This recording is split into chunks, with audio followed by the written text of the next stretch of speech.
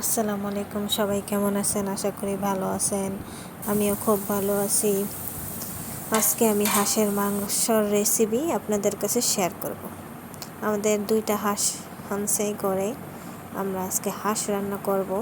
সেজন্য আমি কোনো হাঁস কেটে নিয়েছি, এখন প্রিপারেশন চলতেছে।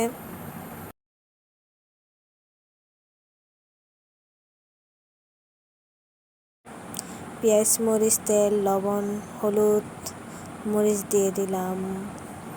পরে টক দই, আর এখানে টমেটো আছে।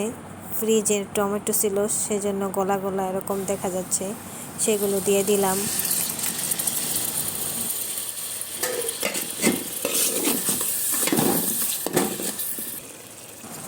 গরম মশলা দিয়ে দিলাম, তেজপাতা, এলাচ, লং, দারচিনি। এরপরে আমি আদা রসুন দিয়ে বাটা দিয়ে দিলাম। তারপরে অনেকক্ষণ কষানোর পর মাংসগুলা দিয়ে দিলাম। মাংস ভালো করে কষানো হলে যতক্ষণ না শুকিয়ে যায় ততক্ষণ পানি হবে না। পানিটা শুকিয়ে গেলে তারপর পানি দিব।